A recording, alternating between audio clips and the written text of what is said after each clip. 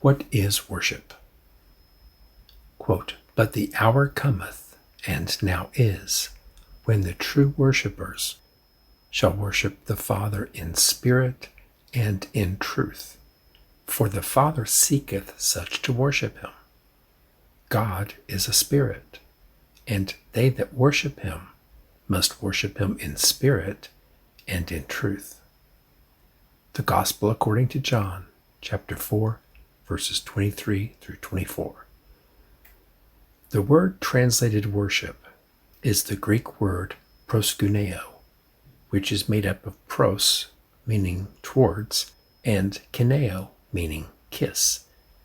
It is a figurative kissing toward the ground, or bowing down to the point of your head touching the ground towards another in deference. This word is also used of a dog licking his master's hand. While that is by no means a flattering image, we have seen it among the religious all our lives. And that is the problem. Jesus talked about such things. Quote, "Moreover, when ye fast, be not as the hypocrites, of a sad countenance, for they disfigure their faces, that they may appear unto men to fast. Verily I say unto you, they have their reward. But thou, when thou fastest, anoint thine head, and wash thy face, that thou appear not unto men to fast, but unto thy Father which is in secret. And thy Father which seeth in secret shall reward thee openly." The Gospel according to Matthew, chapter 6, verses 16 through 18. Every Lent we see clergy lying prostrate on the ground towards the altar. Verily, they have their reward. Making a show for everyone to see how religious they are is not what God wants. The groveling, the singing about how unworthy we are, the public prayers for forgiveness are all a show. This is not to impugn the laity, for they are doing what they were taught. This is an indictment of those who have been teaching this for hundreds of years as a means of control. During Jesus' time, religious leaders would pray out on street corners to show their piety. Quote, "And when thou prayest, thou shalt not be as the hypocrites are, for they love to pray standing in the synagogues and in the corners of the streets, that they may be seen of men. Verily, I say unto you, they have their reward." The Gospel according to Matthew, chapter 6, verse 5. Perfect prayer.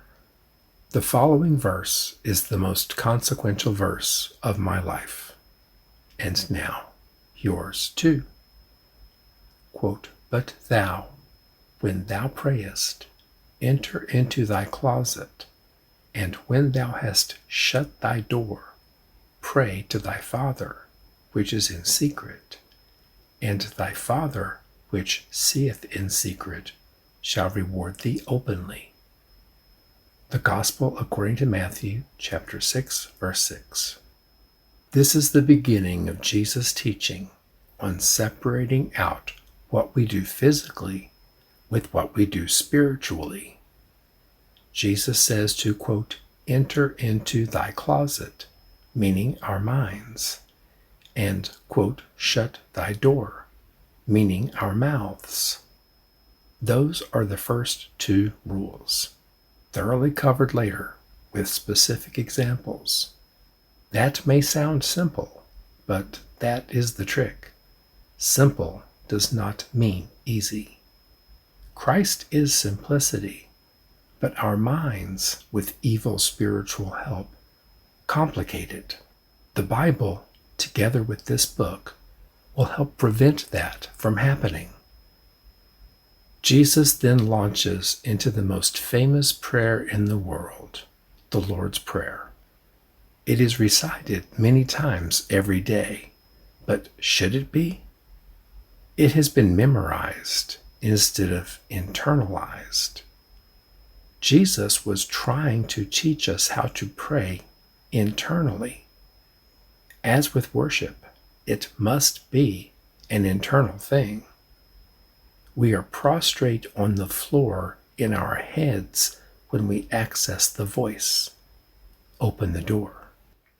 Quote, "Behold, I stand at the door and knock.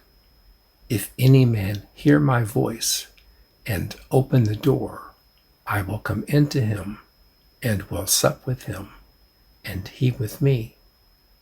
John's Apocalypse, Revelation, chapter 3, verse 20. Note, he says to, quote, "shut thy door," and then we are to, quote, "open the door." There are two doors, two mouths. One is on our face. The other is in our heads. We are to shut the one on our face, quote, "thy door," and open the one in our head, quote, "the door." Our attitude, the attitude of prayer, at his presence, is that of complete submission to his lordship.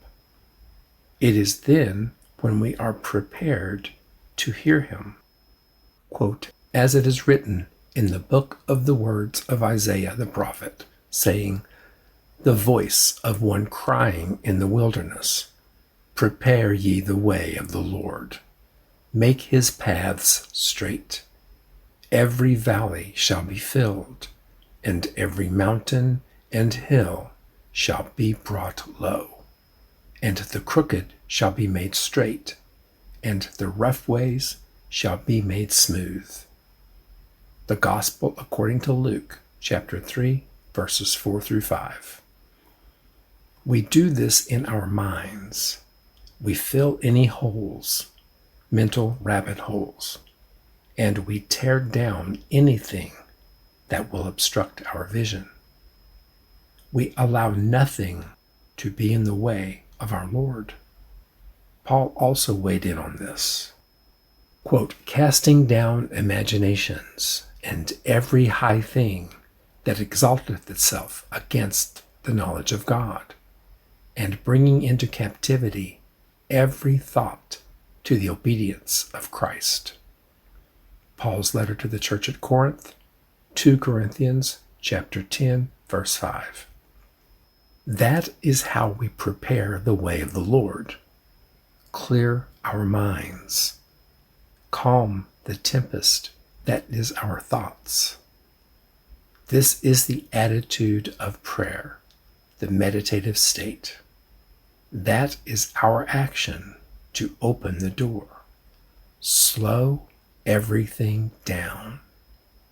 Quote, "let it be," so he or she can, quote, "whisper words of wisdom." Let it be. The Beatles. Quote, "But when ye pray, use not vain repetitions, as the heathen do, for they think that they shall be heard for their much speaking. Be not ye therefore like unto them, for your Father knoweth what things ye have need of, before ye ask him."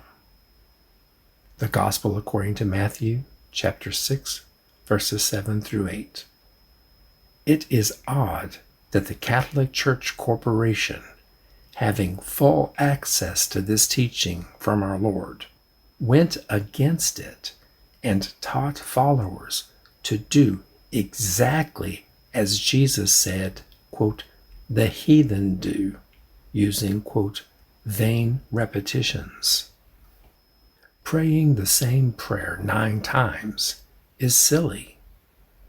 Praying any prayer repeatedly, whether one after the other or the same ones each day, makes no sense.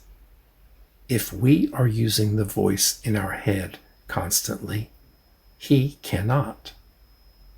Instead of praying a memorized prayer in your head, just be quiet. God is not hard of hearing or distracted. He does not need you to work for it before he grants what you ask. Quote, if two of you shall agree on earth as touching anything that they shall ask, it shall be done for them of my Father which is in heaven.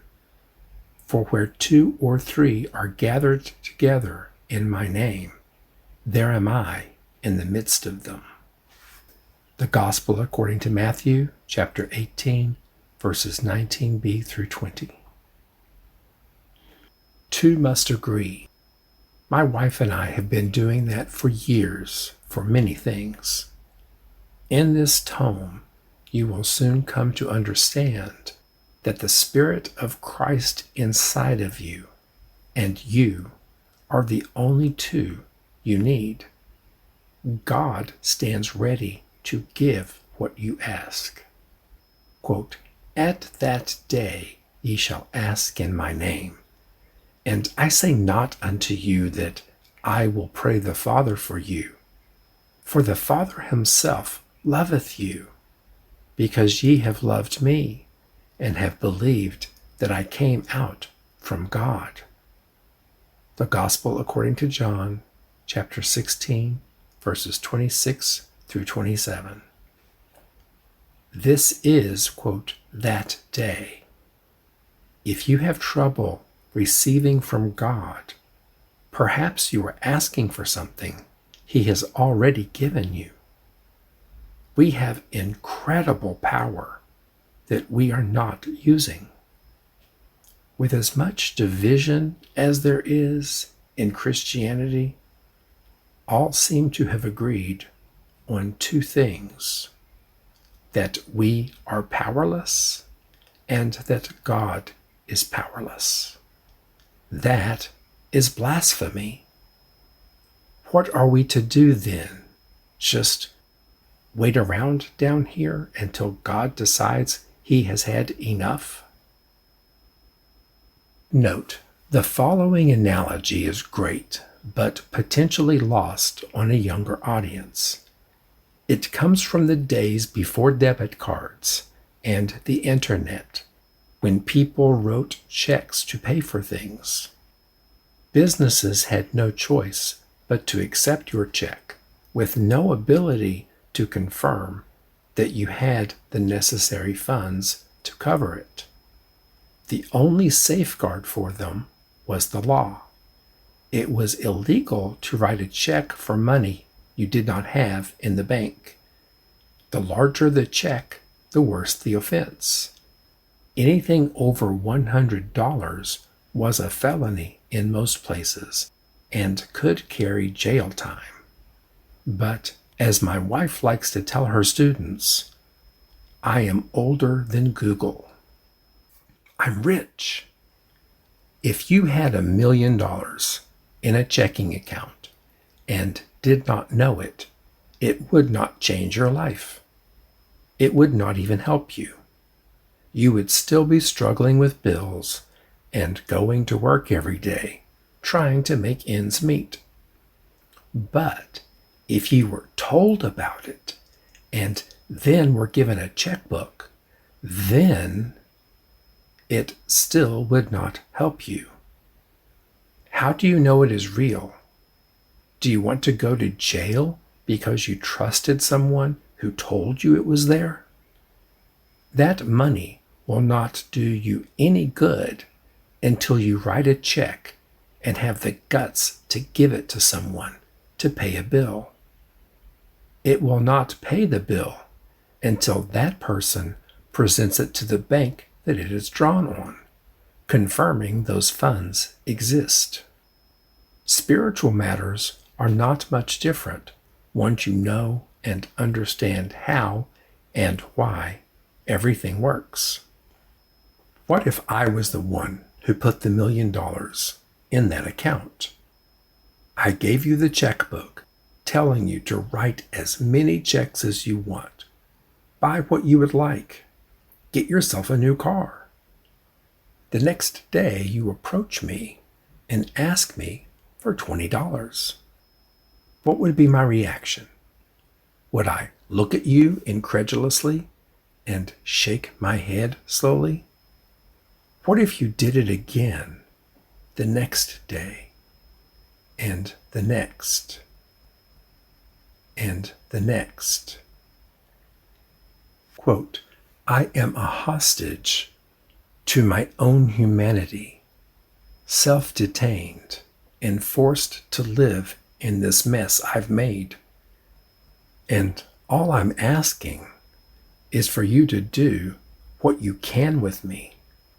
But I can't ask you to give what you already gave. Be my escape, Reliant K. This is how most of us feel.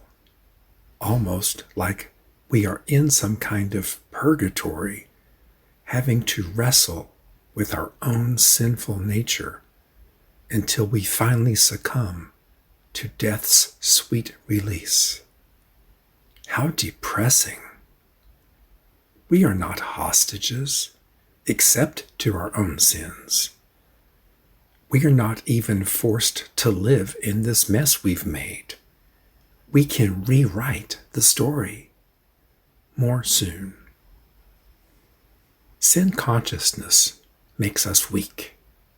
Spiritual power is real and available. We will be covering it in depth, not just what we have, but how to use it. We cover the mechanics of it, something no one else has ever bothered to share. Now we are covering the mechanics of fellowship, that which you must have to access the power. At the same time, we must break through barriers you have created that prevent it. Maybe some of this applies to you, maybe not. Learn it anyway, because there will be people who try to steal your power or talk you out of it.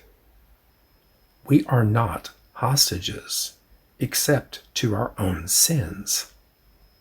We are not even, quote, forced to live in this mess we've made. We can rewrite the story. More soon. Sin consciousness makes us weak. Spiritual power is real and available. We will be covering it in depth, not just what you have, but how to use it. We cover the mechanics of it, something no one else has ever bothered to share. Now we are covering the mechanics of fellowship, that which you must have to access the power. At the same time, we must break through barriers you have created that prevent it. Maybe some of this applies to you, maybe not. Learn it anyway, because there will be people who try to steal your power or talk you out of it. Quote, this know also, that in the last days perilous times shall come. For men shall be lovers of their own selves, covetous, boasters, proud, blasphemers, disobedient to parents, unthankful, unholy, without natural affection, truce breakers, false accusers, incontinent, fierce, despisers of those that are good, traitors, heady, high-minded, lovers of pleasures more than lovers of God, having a form of godliness, but denying the power thereof. From such turn away. Paul's second letter to Timothy, 2 Timothy chapter 3, verses 1 through 5. Paul is not talking about the world. The world is always like that. He is speaking of the Catholic Church Corporation. He is speaking of evangelical churches. He is speaking of non-denominational churches. He is speaking of all churches.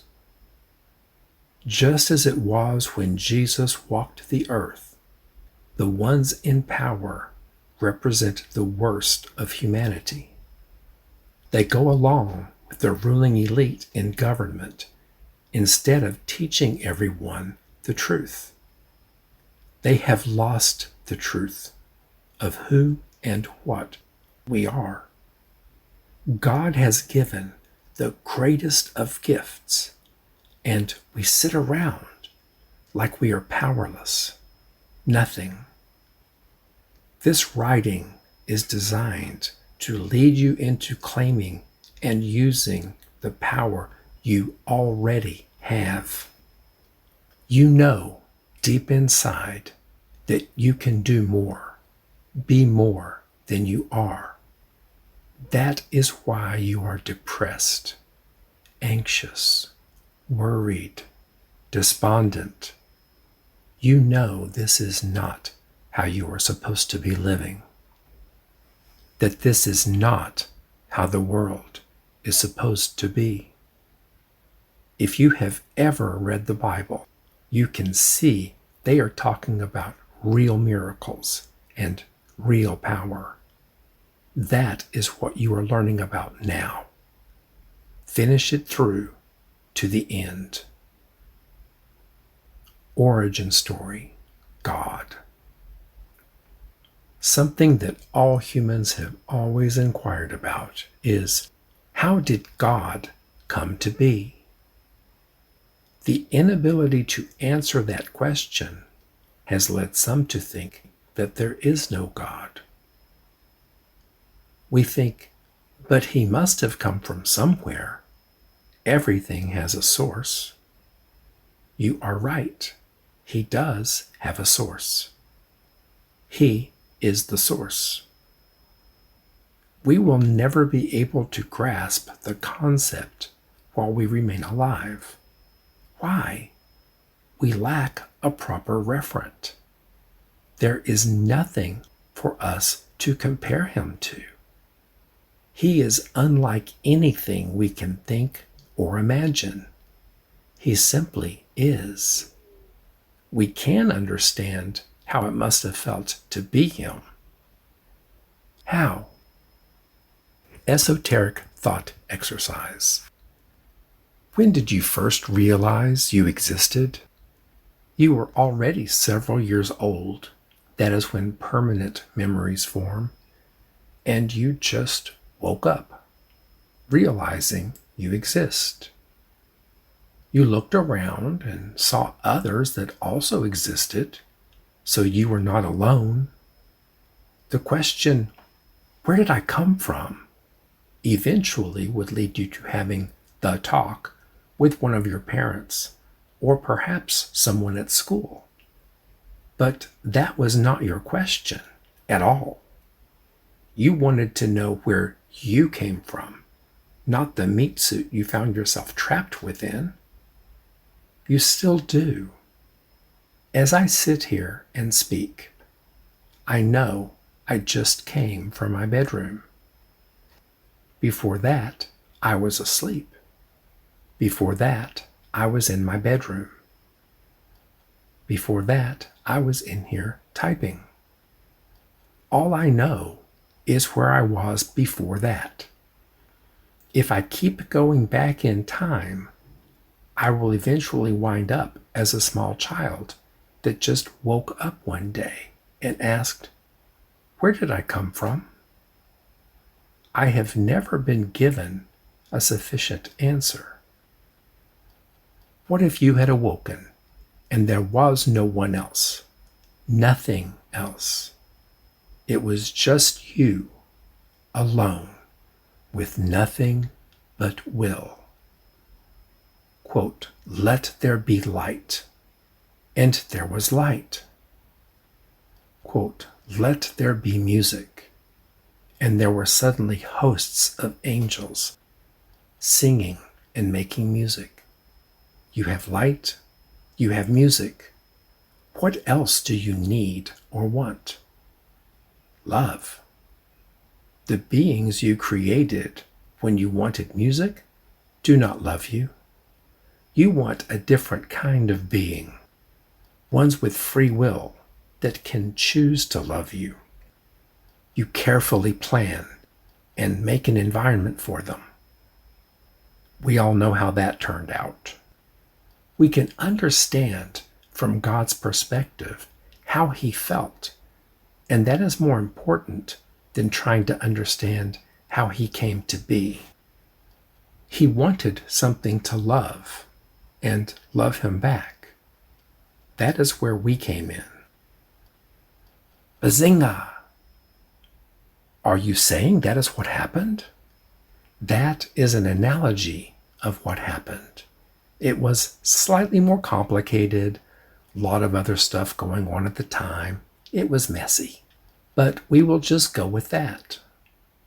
Mankind's quest to know the origins of everything has led to the Big Bang Theory.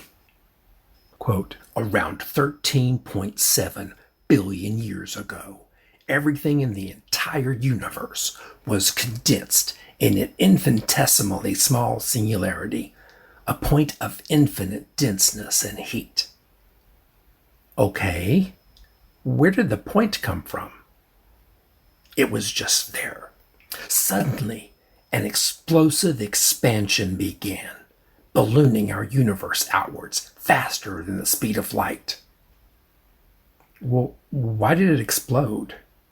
It just did. Anyway, did God make it and then cause it to explode? Oh, don't be silly. And my explanation of God is not sufficient? Right, but a point of infinite denseness and heat that suddenly explodes, that is science. Why is the point infinitesimally small? Well, it doesn't make sense for it to be big. Yeah, that is what doesn't make sense. The scientific explanation for God, the unified theory. Approximately 13,631,643,621 years ago, a being of infinite conscience, power, and will found himself alone in the dark, with no one and nothing around him. He spoke, "Let there be light," and immediately there was an infinitesimally small singularity, a point of infinite denseness and heat. Without warning, it exploded, producing and sending components at unmeasurable speeds in all directions simultaneously, expanding further and further out at an alarming rate. The force was so great it created its own elements, forces, and radiation.